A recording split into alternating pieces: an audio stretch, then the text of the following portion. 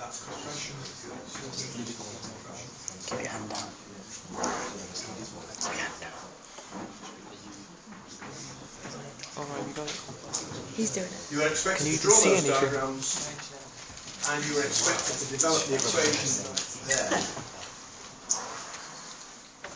And then, being a kind bloke, I quoted the other three on the exam paper. Now, somebody sort of said, where did they all come from? I said, well, they came from the fact that I told you. Where else do you think they came from?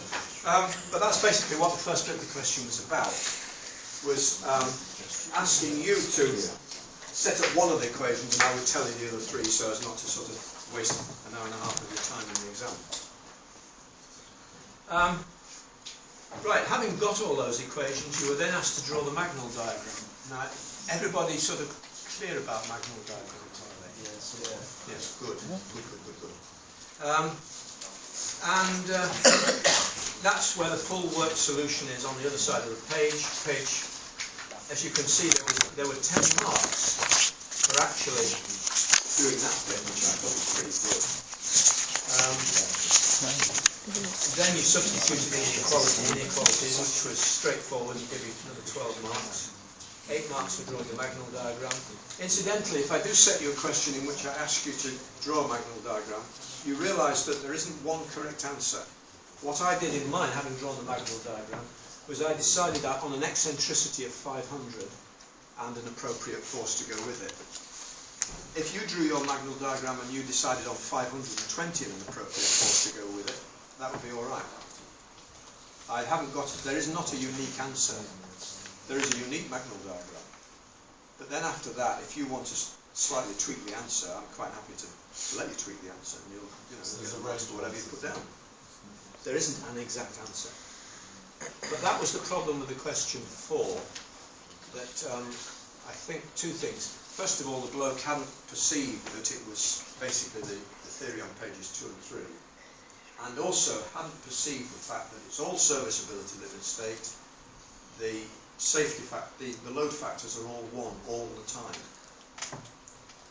And there are two situations, transfer top and bottom and long-term top and bottom. Quite distinguishable from ultimate limit state, which I'll talk about in a minute or two.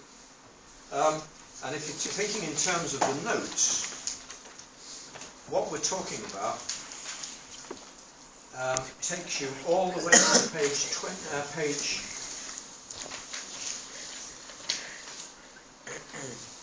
halfway down page 20 of the notes. So the first 19 and a half pages of notes are in fact all about this. They're all about serviceability limit state. They're all about load factors of 1. Then quite separately from that, there is ultimate load, which we'll talk about in a minute. But let's stick with SLS for a moment. What sort of questions did I ask you? Well, there's that one with a Magnol diagram. Also in 2009 was design 3, which was all about losses. Now, I think I should say something about losses because people seem to have a bit of difficulty with this one as well. I think we have difficulty with everything.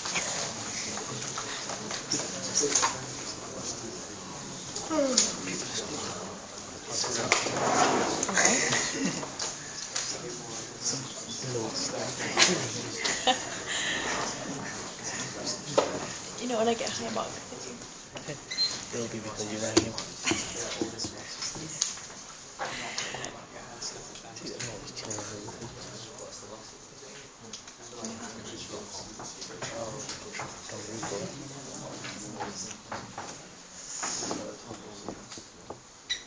Now again, basically what you've got to get your mind around is that we talk about two quite different sets of losses.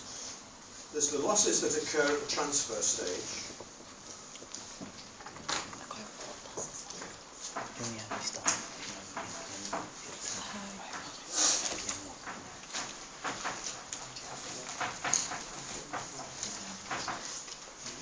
And I'll talk about those first. If you're doing a design and you've drawn all your Magnol diagram and so on and so forth, you arrive at an idea of what the pre-stressing force ought to be and the eccentricity. So I don't know if you can hear it. You can see that. That's fine.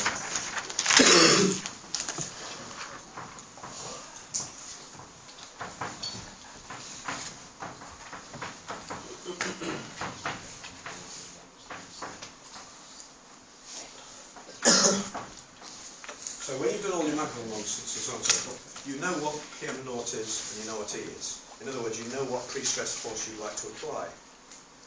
Now, at the transfer stage, the question is, how am I actually going to achieve that value of PM naught? Because if you think about what happens is, you get your block of concrete, you thread the thing through, you squeeze the ends, and you hope to generate a force of PM naught. Now, in order to do that, first of all, you've got to thread the cables through the duct.